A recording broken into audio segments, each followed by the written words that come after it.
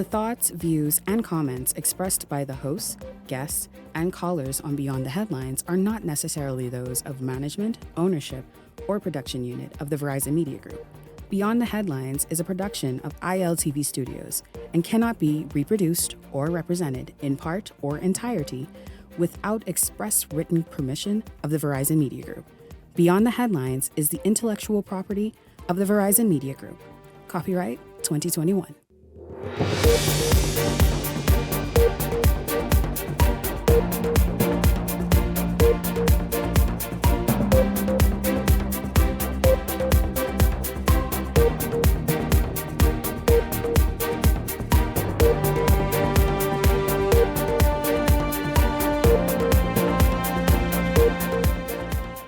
Coming up tonight, why is garbage piling up on one part of Mayaguana, and why is the person responsible being allowed to get away with it? Also tonight, a twist to an initial report of a Defense Force officer having unlawful sex with an underage girl. Well, that girl has changed her story, and tonight she possibly can be facing judgment. A little bit later, is the PLP celebrating too soon? Some of you are of the view, absolutely, that they are, and so we'll talk about that. All of that and more coming up for you tonight on Beyond the Headlines. Good evening. Welcome to Beyond the Headlines. I'm Shanique Miller. It's great to have you all tuned in. A video that's gone viral is making the rounds as residents of Mayaguana say that the wonderful, pristine island is being blighted by garbage. And why? Well, not because there's no collection, but because one resident in particular is refusing access to the person in charge of collecting garbage. We're going to start right there this evening before we move forward with all of the day's top stories. Welcome to Beyond the Headlines this evening, Pastor Melanie Murphy. Good evening to you, Pastor Murphy. It's good to have you tuned in and joining us from Mayaguana. Welcome to Beyond the Headlines. Do we have our guys? If we can just play a little bit of that video. Okay, there she is. Pastor Murphy, are you there? Yes, I am. Good evening. Can we see your face? My camera's upside down. Stay right there. Stay right there. Don't move. Just remain. Good evening to you. Welcome to Beyond the Headlines. Good evening, Pastor Murphy. Welcome to Beyond the Headlines. Good evening, Mom. How are you? I am wonderful, thank you. Welcome to the show. Let's just talk very briefly, if we can. I was contacted by several residents of Mayaguana, and then I reached out to you to talk about what the issue is exactly. Can you explain to my viewers what's happening there in terms of garbage collection, especially as it relates to one particular resident on Mayaguana? Yes. For a number of years, the garbage has been... we had a backward and forward with the garbage being not placed in the proper place for collection. And in result of that, my property, which is a truck, the garbage truck, was being damaged by tires being torn up and damaging the property of the individual trying to access the garbage from their property. So what is the issue now? As a result of it, a lack of being able to access. By the way, how many times a week is garbage collected in Mayaguana? Garbage collected once a week. Once a week. And which area are we talking about where this person is denied access to the person responsible for collecting garbage? Abrahams Bay. Okay, now as a result of denying access to the garbage collection and that once a week operation, what's been happening? Well, for the past maybe 2 years, even more, the garbage was not placed in the proper position, like I said. And after collection, I will realize that the garbage is being placed in the churchyard, which I'm the pastor of the church, called a prophecy. Oh, wait, ma'am. The garbage, after not being collected and being denied access, the person is then dumping the garbage in your churchyard? Yes, ma'am. Church of God Prophecy, yes, ma'am. Now, we just saw several bags of garbage there. Is that the garbage that's being placed on your yard, on your churchyard? That is a portion of it, some of it. Just some of the garbage. Yes, ma'am. Has this matter, and you said this is now going on for years, how do you manage, how do you even deal with that when you try to go and collect the garbage to keep Mayaguana clean and obviously to do the weekly duty that you have been engaged to do? One person refuses, and how could they refuse to, where is it that they keep their garbage that somehow you can't get to it? Some 60 feet within the yard off the road. And so you cannot access that area? According to my contract, is not to go off the road. The garbage must be placed 3 to 5 feet off the government road. And for me to be able to access the garbage without damaging my property nor the individual. I've tried several times, and I would have burst pipe lines and tear tires, and so it would have to be paid at the company expense. So you've lost tires and have damage to your vehicle because you tried to go and get the garbage Yes. from where they keep it. Now, right. what is the community leaders saying? Whether it's local government, the police, I mean, have they been brought into this to try and get this individual who their action alone is causing an issue in Mayaguana in terms of the cleanliness of Mayaguana? Have the community leaders come together to try and bring some resolution here? Several times, community leaders, administrator, the police, local government, but the individual is not complying to any of that. And this is after years.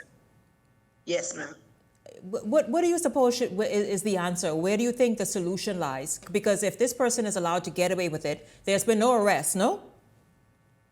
No arrest. No arrests, nothing, and yet they continue to dump on your church property because they feel as though you're not collecting from them. Where do you think the answer lies? Well, I don't have an answer. I am frustrated because it's becoming a problem to people in the community.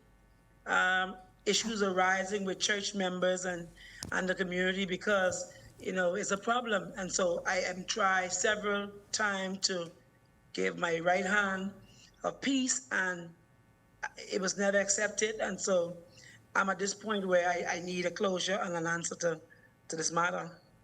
Can you speak perhaps to the authorities? You're now speaking nationally. You tried several times, you said, over the years to get it locally addressed. Maybe if you speak nationally to the authorities to try and have this one person, number one, stop dumping the garbage on your property, and also to put their garbage where it lawfully should be for collection?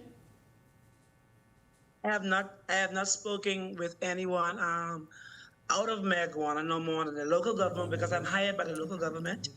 And so the matter was brought up there several times, but I have not took it any way further from there. Do you want to make a plea now, a national plea right now? We are a small community, and I really want to, I'm pursuing for peace, and it seems like I don't want it to be out like I'm bashing anybody, but I want unity and peace so we can have a peaceful community and a clean island, but the matter just needs to be resolved.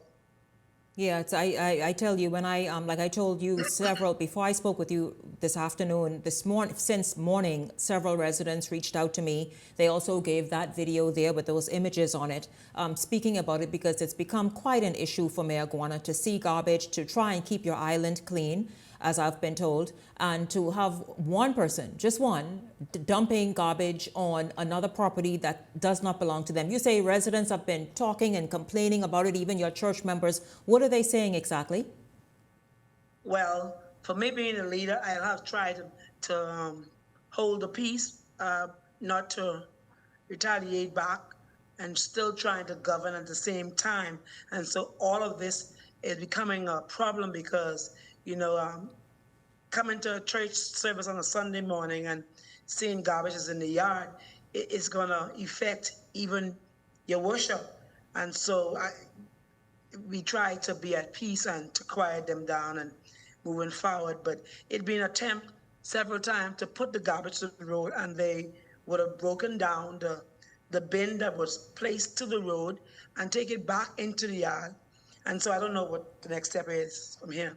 You don't know what the next step is. Okay, well, I'll tell you, we hope to help you get some you and the people of Mayaguana to get some resolution and to get some answers. I promise you I will follow up on this matter and see exactly where it goes. I thank you very much, Pastor Melanie Murphy of Mayaguana, for speaking with us this evening about illegal dumping in Mayaguana, but it's beyond that. It's just someone who chooses not to allow access to the garbage collection, and as a result is then taking her garbage and throwing it in the churchyard. I tell you, you can't make it up. Mayberry ain't got this kind of issue. I think. Yes, ma'am. And the person that is doing this is a law-abiding citizen supposed to be upholding the law, and is not enforcing the law to make sure that these things are put in place. I've been bullied. I've been pressured. Wait a minute. Wait, Pastor. What is the person's occupation? They work for government. Hold on. The individual is a police? No, it's not. Somebody in government? Yes, ma'am. That's a joke. And so we have to. So I'm trying my best to hold it down, but I'm sorry it gets to this point where the community now is complaining and calling you and making the show. So it put me on the spot. Well, I know you were not expecting me to call you, but it's good that they reached out earlier this morning, and I spoke with you this afternoon, and you agreed to speak about it this evening. I think it needs to be addressed. And which government office? Pastor? Yes, ma'am. We hold the peace. Which government office this person works? We hold the peace. I know they will get back to you with the information, but we hold the peace. Thank you very much, Pastor Melanie Murphy of Mayaguana, speaking of a government worker who is denying access to garbage collection and also illegally dumping on her property. Beyond the Headlines is back right after, on the church property, yeah. Beyond the Headlines is back right after this.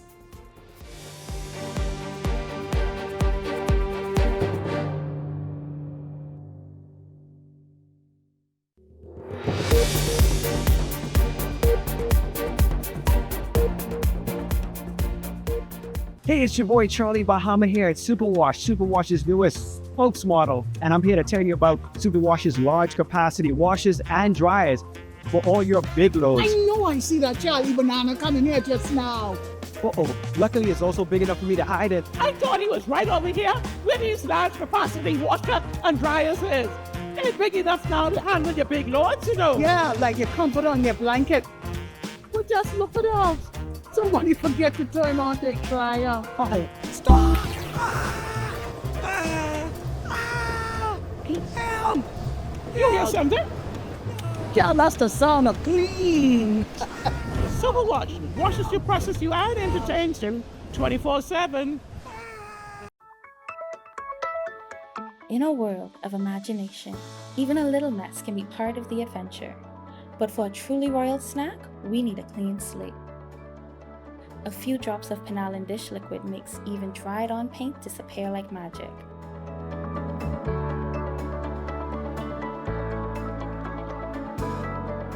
Penalin dish liquid, powerful cleaning in 3 fresh scents. The Fox Foundation proudly presents the keynote speaker for the 3rd Annual Women's Entrepreneurship Initiative, this March 19th at 7 p.m. at the beautiful Baha Mar Resort. Get ready to be inspired by Randy Zuckerberg, tech innovator and the creator of Facebook Live. She revolutionized real-time digital engagement, empowering individuals and brands to broadcast instantly to global audiences. And now she brings that innovation and insight to the Fox Foundation's 3rd Annual Women's Entrepreneurship Initiative, March 19th at 7 p.m. at the Baha Mar Resort.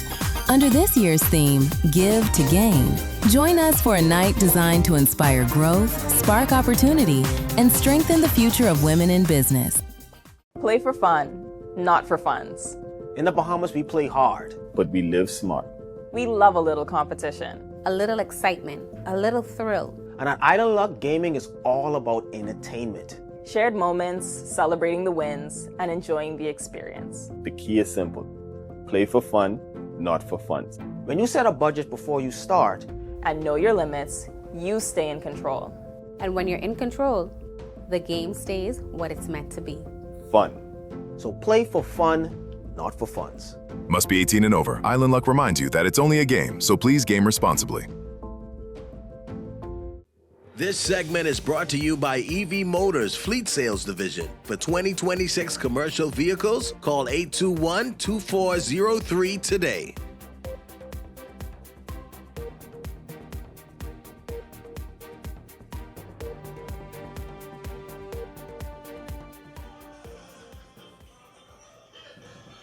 Welcome back to Beyond the Headlines. It's good to have you all tuned in and joining this evening. We're going to jump right in, right where we left off just before the break, and that is on the island of Mayaguana. Welcome to Beyond the Headlines. My contributors this evening, Leslie Miller and Michael Turnquest. Gentlemen, good evening to both of you. Good evening. Good evening, Bahamas. Good evening, colleagues. Good evening, Bahamas. It's good to have you. Be here. Absolutely, it's good to have you both here. What do you all make of that? Mayaguana is one of those beautiful islands, largely untouched. We know, I guess, more development will happen there based on what's already been announced and that brand new airport they have. But still, one of those beautiful islands where, and it's peaceful. My God, I think it's maybe 1.5 police officers. You don't need to be doing much to cause an issue. They have an issue with garbage. One individual has decided, obviously don't venture into their property. That's one. And then two, because you're not collecting the garbage, according to the pastor you all heard a moment ago, they take the garbage on a weekly basis and dump it on the church property. Your thoughts, gentlemen? Shanique, during the break, I got a message, and allegedly, I've just allegedly, someone told me this is the lady or the person they're referring to might be the Family Island administrator. No, Michael, no. No. That's allegedly. I'm not saying. I'm not. The I don't know if it's so or not. But I know if it is. If it is so, that particular administrator should be removed and relieved of their duties immediately. Yes. If it is, immediately. They should be. And when I heard the story of this, I said, I hope this has something to do with politics or anything of the sort, or someone trying to, do anything. But I don't know. Most Family Island administrators are sometimes appointed. I don't know who this particular one might be, but if it is, no, man, Family Island administrators are elected, right? No, they're appointed. No, they're appointed. They're appointed. Okay. They're appointed. And if this person is, Shanique, that person should be relieved of their duties immediately. I mean, first thing tomorrow morning. Michael, I don't know who informed you about this, but that cannot be true. If it is, I'm saying allegedly. It's alleged. That's just someone's. I don't know if people being mischievous, but if it is, I can tell you tomorrow morning. If it is, it can be. Yeah. Yes. First and foremost, the Ministry of the Environment should become involved in this matter right away. And if it is someone in the government service, they should be forced to admit office and come back to Nassau or wherever they send them. But you can't have those things happen on the Family Island, man. Yeah. A tranquil, nice, beautiful place like that tourists love to visit. Why would one man hamper the rights of the entire community? That can't be right. Or woman. You don't know. Woman. I don't know who. I don't know who the person is. But so I hope that the government would get on that right away. I totally agree. And it's the responsibility of the environment and also the Minister of Works, who is responsible for Family Island affairs.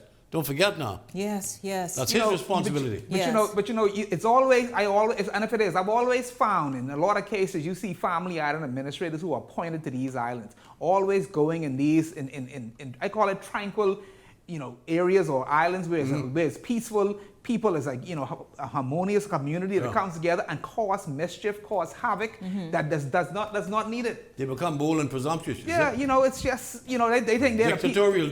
Think they're the prime minister. Yeah, I'm in charge. I'm the head nigga in charge on the island. No. We have to speak to who all we have to speak to, Leslie. You said speak to the Minister of Works. You said Zane Lightborn and Clay Sweeting. And Clay Sweeting. Both of them. Yeah, no. We have to find out. That needs to be dealt with immediately. First thing in the morning, somebody should be they should be on the plane getting ready to book and go down there to find out exactly what's going on. Or if it is who they say it is, they need to have that person back in Nassau to first thing in the morning. And worse than that, why would you throw it in the churchyard? People go to church on Sundays. Yes. Why would you do that? But I mean, church, you have no concern even for the church, for God's church. No. Come on, man, you gotta come better than that. Absolutely. I must see a Nasuvian. Gotta come better than that. Because I I don't see islanders treating their islands behaving that way. Yeah, And behaving that way. It's got to be dealt with urgently. Yeah, I agree. Got to be dealt with. Gentlemen, well, I'll see what you all have to say after we hear this. A teenage girl could possibly be facing judgment after she reportedly wrongly accused a Defense Force officer of sexual assault. The man has since been acquitted. Jose Etienne has more on this surprising turn of events.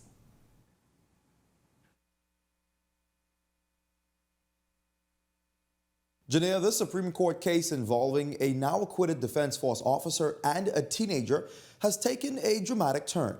The now 16-year-old girl could face a possible perjury charge after walking back key testimony she gave during the trial testimony that drew national attention to the case. 30-year-old Van Miller had been accused of engaging in an unlawful sexual relationship with the minor, allegedly beginning in September 2021 and continuing until March 9, 2023. The teenager first identified Miller in court as the man she met on Instagram and she claimed she later had sex with. But days later, when she returned to the witness stand, she reversed that account, testifying that she never had sex with Miller. The teen also told the court she felt pressured when she gave her initial testimony. And adding another layer to this case, medical evidence was also presented during the trial. A forensic DNA analyst testified that Miller's semen was found on the girl's underwear, but the DNA results were found inconclusive. The case eventually collapsed in court, resulting in Miller being acquitted of the charges. But the high-profile proceedings have raised broader questions about the impact of the case, both for the court system and for the Defense Force officer who was at the center of it. It also remains unclear whether Miller will continue serving in the Defense Force following the trial. Legal observers say the court will now have to determine whether the girl's changing testimony amounts to perjury. Under Bahamian law, perjury can carry penalties including a fine or possible jail time. A hearing has been scheduled to address that issue and will continue to follow developments in this case. For now, back to you, Janelle. Gentlemen, what are your thoughts on that? I know men especially feel a certain way about that because you all often feel a woman can make any sort of accusation, and more times than not it sticks. Now, it seems as though DNA evidence may have freed this gentleman or put into question all of her testimony. Actually, this is a very, very strange, weird. I don't know what type of case to call it, but it is the truth that sometimes you do have a lot of cases where people just make up lies and a lot where the young women or things of that sort. But on the other hand, you also have incidents where men do certain things, and sometimes some get away with it, some don't. But this is a very I'm happy to see that if it is the case that he did not have sexual intercourse with an underage girl, thank God it's not another male sitting in Foxhill for something that he didn't do. So it's an unfortunate situation, and hopefully the courts deal with it in the best way that they could, especially with an underage girl. Very peculiar situation. What I read in the newspapers was that in fact the DNA test was inconclusive. It didn't point to the young man who was charged. And that's why he was dismissed. And then the lady recounted what she had to say, that in fact it wasn't true, and she was pressured to say what she said. It's a very strange one.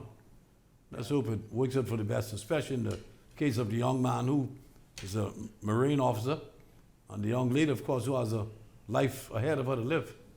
So you just hope for the best in this one. Very strange. No, I totally agree. I agree, gentlemen. Well, tonight, one of the country's top financial officers is responding to criticism from the business community as it concerns regards to value-added tax. We get this story from Laurencia Smith, and then we come back and talk about it. With another reduction in value-added tax set to take effect on April 1st, some members of the business community are pushing back, warning the new tax rules could create what they describe as an overwhelming workload. In a local daily published on Monday, a business owner cautioned that the additional requirements could make it practically impossible to submit accurate and timely VAT filings. They argue that it could have been far simpler for government to make uncooked food items VAT exempted rather than VAT zero rating. when the change comes into effect on April 1st. According to the business owner, the current model adds another layer of difficulty for grocery stores, creating a new category of goods that retailers must separately track and report. As a result, the question was raised, why did government decide to zero-rate VAT on food items instead of making them VAT exempted? While the Minister of Economic Affairs, Michael Alcides, responded to those concerns. If an item is zero rated, the customer pays no VAT. The business pays no VAT, but they have an opportunity to claim what we call input credits on expenses, related to the business. And when it comes to the difference between VAT exempted and zero rated items, the minister offered this explanation. Business cannot claim back input credits on, things other than the price of the food. So anything else, like the example, transportation, electricity. So that's the change. That's the distinction. We felt it was more fiscally responsible for us to go the exempt way, so we're not in the position of having to pay large refunds. This upcoming adjustment marks the third change of VAT under the Davis administration since taking office. After coming to power, government reduced the standard of VAT rate from 12% to 10%. It later cut VAT on uncooked food from 10% to 5%. Then in September of 2025, officials announced another reduction, lowering VAT to 5% on essential items, among them hygiene products. Now in early 2026, the administration is moving ahead with another change, cutting VAT on all uncooked foods sold in grocery stores. However, more than a decade after the introduction of VAT, critics argue the Bahamas is moving further away from the low-rate, broad-based model first implemented in 2015. Minister Alcides, who served in the administration that introduced VAT, addressed those concerns. Experience in VAT, you see we're doing some exemptions. We believe that the government has more experience in terms of the administration to be able to enforce it. And businesses have more experience in terms of their experience with VAT. And so in many, many countries, you see where essential services and items are exempted. Laurencia Smith, Eyewitness News. Gentlemen, I spoke with a president of a business, and they said, listen, that right there, it may seem very small and it's quite technical, obviously, but that is what's important to them. Of course, the consumer is very happy. The consumers are very happy in terms of having this relief come April. But businesses are saying that issue right there between zero rate and VAT free, and however that's sort of presented and the wording of it all is very, very important and key to them and their bottom line, and a whole number of other intricacies. Shanique, you have to. I always believe in business. We say keep it simple. At all times as best as possible. And what you look at is we're creating a very complex tax structure that you're putting on the business world. Whereas though this is something where some businesses have to get accountants involved. They have to get advisors involved to make sure that they're doing things properly, that it doesn't come back when they do their VAT filings and come back to bite them in the butt. And then the government looks at you saying, hey, well, we gave it to you, we took, we look at it as a plus. No, it's not a plus, because you need to make sure your systems can handle it. You make sure that you have to go in now, make changes to every particular item as it relates to what's, I guess, exempted from VAT and zero rated, however that the complexity of how that works, and then what you can actually file against. Because now when you look at Inland Revenue come and they do an audit, even though you might have been confused, but you're trying to rush to get it completed, they now come and either try to place fines on you because you wasn't too sure as to how it's supposed to be done, but it's something you're trying to rush to get in for the second quarter filing. Or I think we're actually going to the first quarter filing, I think end of March, so the complexity is just too much.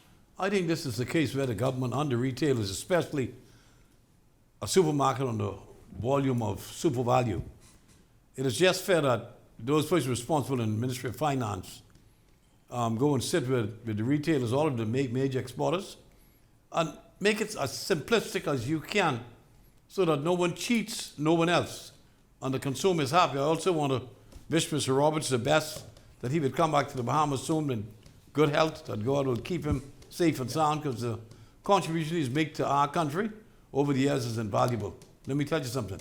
Many small businesses would have gone out of business if not for Rupert Roberts. And I really trust he has a quick recovery, and God bless him and bring him back here safe and sound. Yeah, but Ministry of Finance, just get rid of people and work it out, man. I mean, make it simple. You have to look at the amount of items that any particular food store carry. I mean, it's hundreds and hundreds. Yeah, just make it simple. You know, it's not that day alone is not an easy job by itself in terms of tracking your inventory, things of that sort. Simplify it's so many moving parts, Simplify. and then you want to come in now, put this complexity on top of a tax structure that's already been. You know, one day it's 8, one day it's 10, one day it's this. Make it simple. It's too much. And I'll tell you again, so we know the consumers are very happy, but you need everyone happy. You need this simplified as well for the business owners. You know, and the government has not made for the small, medium, or large business. They're not making it easy straight across the board. I mean, when you look at the new liquor certificate that they've rolled out, that's now becoming a challenge that most government entities are wondering.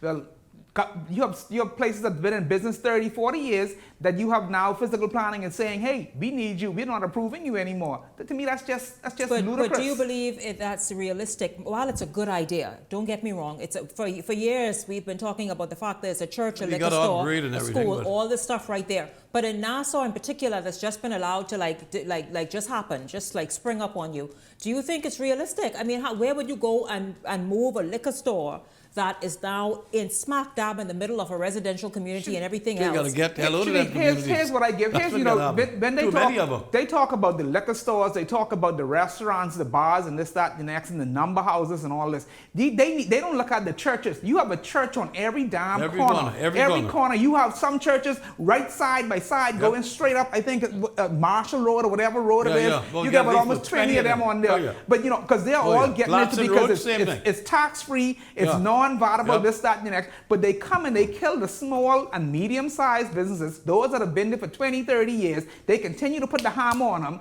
and you want to say you're trying to build the small amount of the medium business. You continue to kill it and tear it down. You're taking them out of the economy. Yeah, you're taking them out. You're removing them from the economy. Which is wrong. Yeah. Get it right, fellas, please. We will, obviously, this is something we will continue to look in on and zero in on. But listen, is the government broke, y'all? What are y'all hearing? Well, you know, Leslie, what you have to say? I know. I think Leslie said everybody now broke, so I guess the government broke too. They can't pay their bills. But listen, the Free National Movement feels so. F&M Chairman Dr. Dwayne Sands says the government is broke. This after a number of healthcare providers connected to the National Health Insurance Authority sounded off on overdue disbursements for patients being seen through the program. Sands chastised the government as he insisted that the delay has left these providers in some form of financial uncertainty. You know, Sinead, they didn't budget enough money for NHI, or the Treasury didn't send enough money to pay for NHI. Their own government report said so. And instead of fixing it, they're pointing fingers at the very people that are keeping the health system alive. So I ask again, if Philip them really running a surplus, why can't the NHI doctors get paid? You know, an F&M government will pay what it is owed, on time and in full. And we will sit down with the doctors and work this out together, because you cannot run a health system without the people who are running it. Well, there you have it, gentlemen. Your thoughts on Dr. Dwayne Sands, F&M chairman, on the government's fiscal position. You know, Sinead, my thought on the whole, on governments in general, you know, the spending that never stops. And, you know, you saw the report that came out the other day as it relates to the government. The debt has increased and unpaid bills has basically mushroom, really. Yeah, it's just, you know, it's doing some crazy things. You know, we need to really learn how to, you know, cut government spending. I mean, we've never looked at how do we, whether it be budget cuts in certain areas or the massive, we talk about the cars that are being issued all over the place, whatever, you know, whatever it may be. But you have to take a serious look if you're going to take a reassessment. Yeah, a reassessment of the whole, everything, every government ministry in terms of how do you, not everybody who walks into the building, you get a car, you get a car, you go to Sanpin, get a car, you go get an electrical car. Everybody, everywhere you look, there's a red plate driving around. You don't know why the hell are they driving this vehicle. And they're taking the cars home. Yeah. It's their person. The other day I saw a government vehicle going down Prince Charles with a lawnmower, a nice Ford Explorer with a lawnmower, everything sticking out the back of it. Yeah. I'm dead serious. Yeah. Oh, I know you are. That's a normal thing. But this is what we need to start really taking a look at and putting some rules in place or policies that, hey, bring our cars back. You'll cut down on gas. You cut down, I think, in grass with the lawnmower. It's a lot of things that you could do in terms of cut spending that allows that you have more money to put where it be towards debt and things of that sort. But we have to take a serious look. It was the Honorable Philip Battle, God bless him, one of the best ministers in the history of this country, who made that tough decision with Ministry of Works and the other ministries that come 5 o'clock, those cars will be parked in the ministry yard. They raise eternal hell because those people believe that cars is theirs, you know. Yeah. You have more cars with red plate and regular black plates too now on the road than ever before. I mean, everybody in the mall got a car. And those cars are used mostly for private events, especially on the weekends, eh? So, you just need adjustment. Especially when it calls for austerity, right? Yeah. Then it needs to be pulled in. Only those who are, let's say, for example, a prime minister, then he should obviously, he has to be taken around and move about in an official vehicle. But all the others, man, park that 5 o'clock Friday afternoon, park. Shanique, I'm on sure trucks too, they got beautiful $60,000 trucks. But trucks, you find some of them riding around in 90,000 BYD tanks. Yes. You know how much of them would be $90,000 cars. You have, I don't know who they are and what they do. Yeah. But I see a lot of 90, 80,000 Jeep Wranglers just all over the place. So who's driving those? I don't know. People who work in the ministries and consultants. I'm pretty sure if they do an assessment of who is driving what and what their ranks are. It shocked the hell out of you. I was so shocked to see a cabinet minister plate the other day in not even a new model, something that's been around for a minute, Toyota Camry. A cabinet minister. Yeah. I don't know which cabinet minister that is. That's But that's what that cabinet minister is driving. That's Glennis. Glennis. Yeah. So Glennis Hannah Martin is moving around in a Toyota. And I'm not saying. Listen to me. I'm not saying you that have some who don't cabinet care. ministers should not drive nice. Yeah. But this is what Glennis is driving. I'm pretty sure she can get a Tang if she wants. She can get a 90 car. But that's typical of her being like the people she represents. Mm-hmm. That's who she represents, and that's what she show you. But speaking about the people she represents and all the rest of it, there are some thoughts out there already about the election and the direction it's headed. But this question for you, a real serious question, seriously, and we'll take a break after I ask it. Is the PLP in celebration mode too soon? Legit. We're back right after this.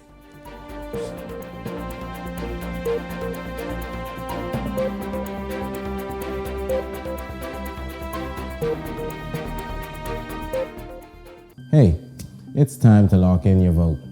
Your vote is your power. With the new boundaries in place, you may need to transfer or confirm your voter registration. And if you have never registered or didn't plan to vote, don't get left out on one of the most important decisions of your future. Make sure when election day comes, you're ready to say, your say, your vote, your choice.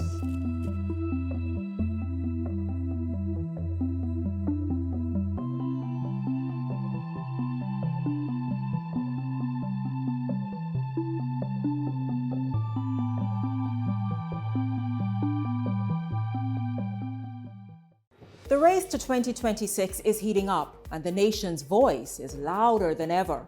Here on Beyond the Headlines, we're checking the mood, the momentum, and the message of the people. I'm Shanique Miller. Each week, we're taking the temperature of the electorate to see what's really driving the nation. Who's connecting? Who's cooling off? What issues are heating up ahead of 2026? This is Temperature Check 2026, where journalism meets the nation's heartbeat.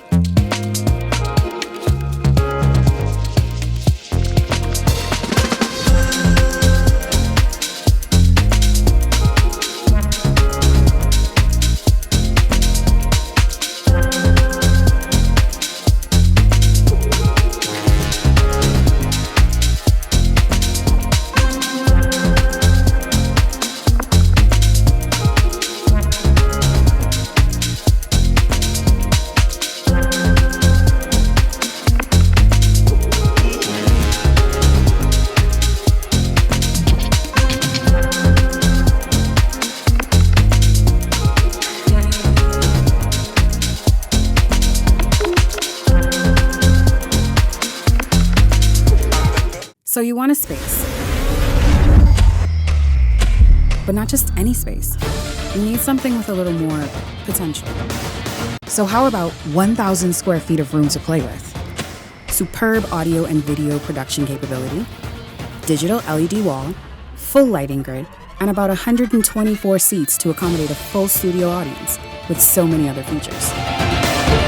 Make us your home for your next concert, conference, and so much more. Honestly, the possibilities are endless.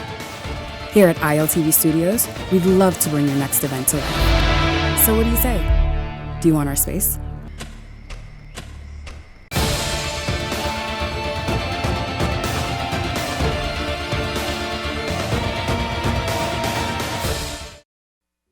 This segment is brought to you by EV Motors Fleet Sales Division. For 2026 commercial vehicles, call 821-2403 today.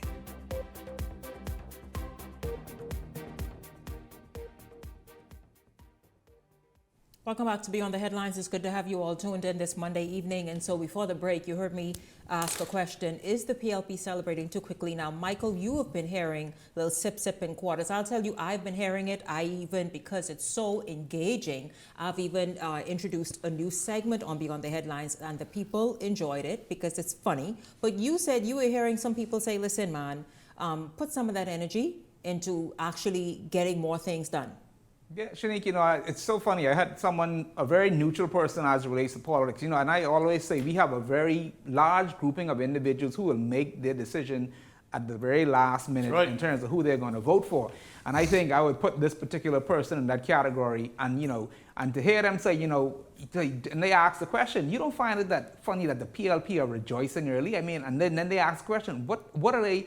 They basically, what in the hell are they rejoicing for? Because, we have immigration, we have an immigration crisis, we have people, we have electricity, we have a lot of things that needs to really be tackled and taken the bull by the horn. But it seems as though, they feel as though the people, candidates dancing and all of this in their face, they feel as though it's a slap in their face that, hey, I want you to come talk to me, tell me what it is you're going to do.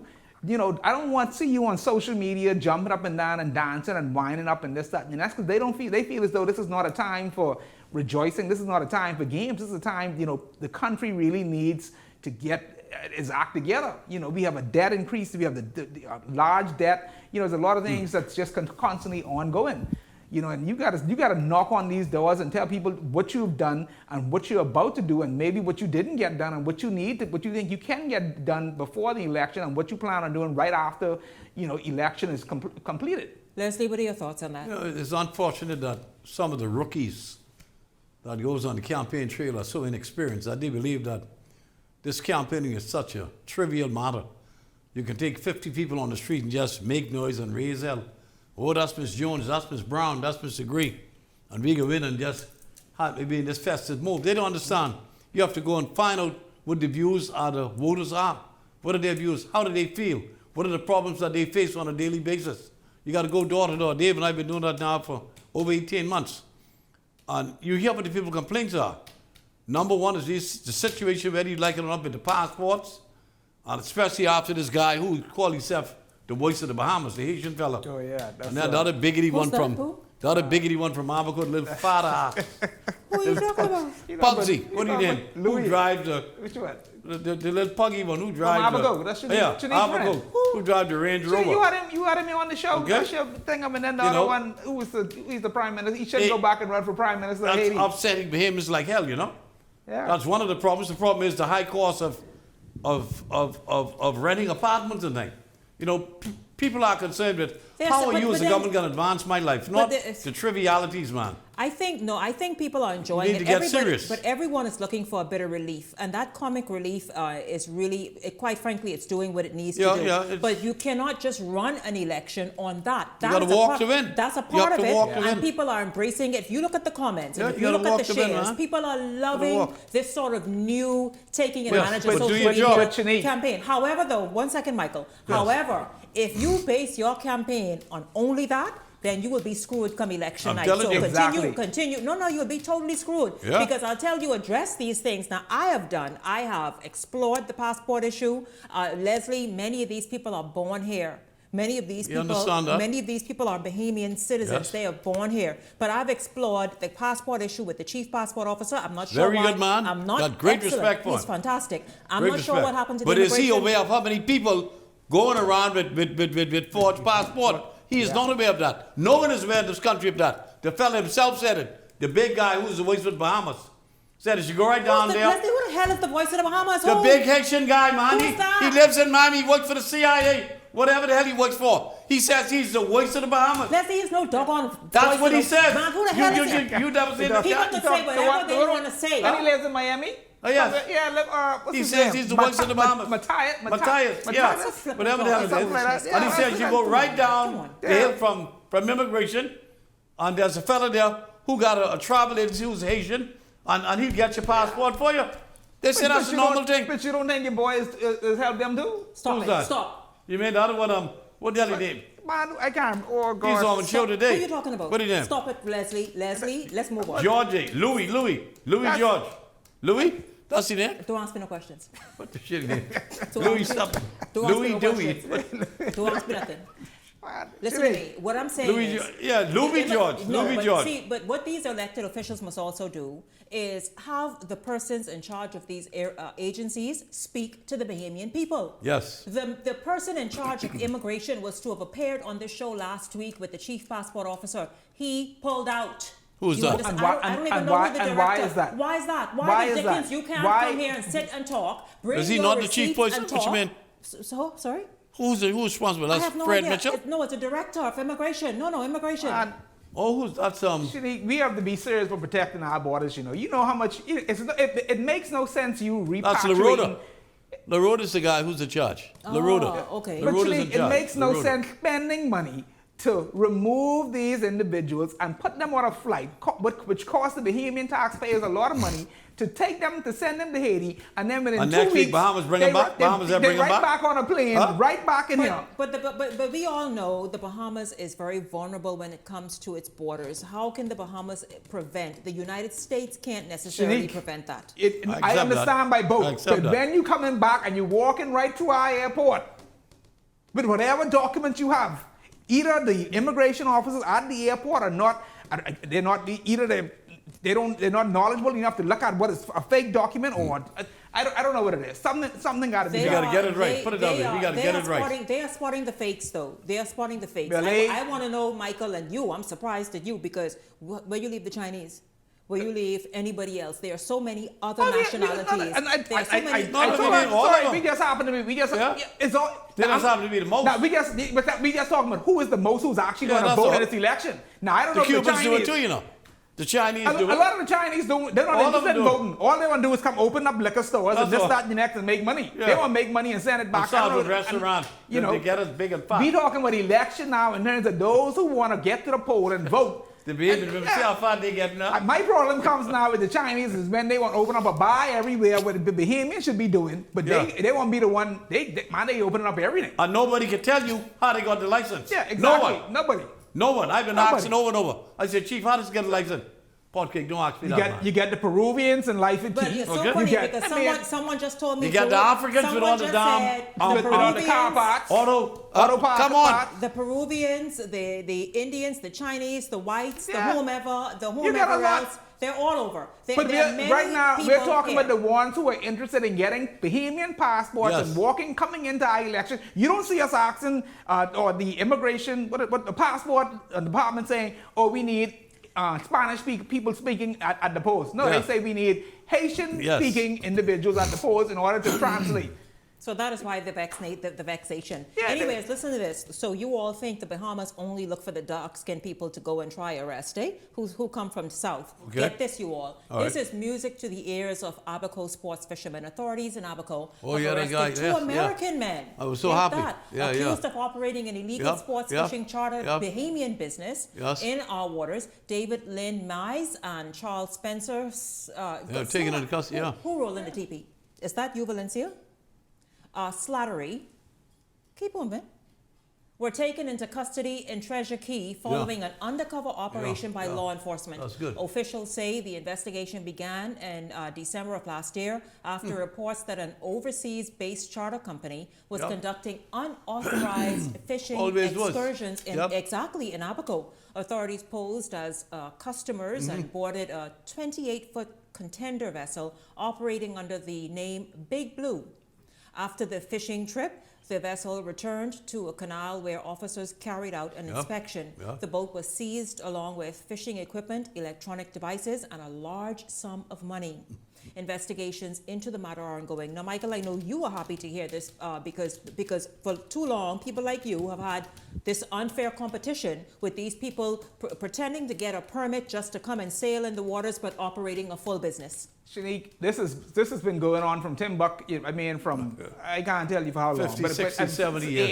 80 years ago, and it's getting worse every year. I mean, you see you can go just in the marinas and the family islands, any family island. Yeah. You can go in a marina, and I can guarantee you, we want to put resources and hire people, make that task force. Hire some young fellas and make it even bigger. You need about 200 of them and send them throughout the islands and any marina. Just let them sit and listen to the conversations and listen to the layer jets that land and pick up all the fish and send back to wherever they're from. It's happening from the the south all the way to the north. The lobster? Everything. Right now you see the mai and tuna is running. Mai and the dolphin is running. They get the jets landing in any airport. All these family island airports, and they're sending out boxes and cases and cases of fish. To Europe and every place else. It is, illegal fishing charters, illegal just charters in general. You get a lot of Bahamians continue to front for a lot of individuals who they have no ownership of the boat, nothing of the sort. They need to cut down on all of this. Well, it's like the illegal passports and whatnot, and all the fraudulent documents. Bahamians are at the center of it because Bahamians are very unscrupulous people. But if you look in Bimini the other day with the jet skis, the Bahamian tour operator saying, what y'all do? They running him, who was a Bahamian, and you get foreigners telling him he can't be on that beach, and they don't have no license to operate. But I saw him by next week or the week after next, they'll have some Bahamian who they're going to say, hey, I sold these jet skis to them, and now all of a sudden a Bahamian is going to be fronting and sending the money back to the U.S. or wherever they are. Listen. But we need to stop, we need to cut this, you can make me cuss on it. The first thing I did when I was Minister of Agriculture and Marine Resources was cut the take of the sports fishermen by 50%. Because a study by the United Nations about 15 years ago showed that more fish was taken out of our waters by these so-called sports fishermen than all the commercial Bahamian fishermen combined. Combined. Man, the equipment they come in here with, the equipment, the technology and nothing was being done about it. And as soon as the F&M won in 2007, they put it back the way it was. They was happy that's for them to take our fish. But we have too much in an industry that belongs to the Bahamians, whether it be the charter fishing, regular charter, that should belong to Bahamian. We get too much. And one of the complaints now, the fellas are saying that these fishermen from Dominican Republic come here, marry these women just to get their license. Okay? They ain't got no children with them. What you mean? But these women having children. They didn't want children with them. Now, I think under the F&M at one point, they had stopped that. I think it was 2012 or when I can't remember the exact year. Well, and then I think just this last administration allowed them to come back and say, again. We had stopped it. Between 2012 and 2017, we stopped it. When they won, they brought them back in. I guess some of them put a sweetheart thing. Which is foolishness. I thank you, gentlemen, very much. Leslie and Michael, thank you both very much. Always insightful, always spot on with your perspectives and opinions of the news, analysis of the news and the issues affecting you. Also, at the top of tonight's show, Pastor Melanie Murphy of Mayaguana talking about one resident who is being a thorn for the rest of the community. We'll continue to follow that for you. And a huge thank you to all of you for tuning in this evening. It's certainly been awesome having you tuned in. I look forward to seeing you right back here tomorrow evening. For the entire Beyond the Headlines team, I'm Shanique Miller. Make it a great evening, everyone.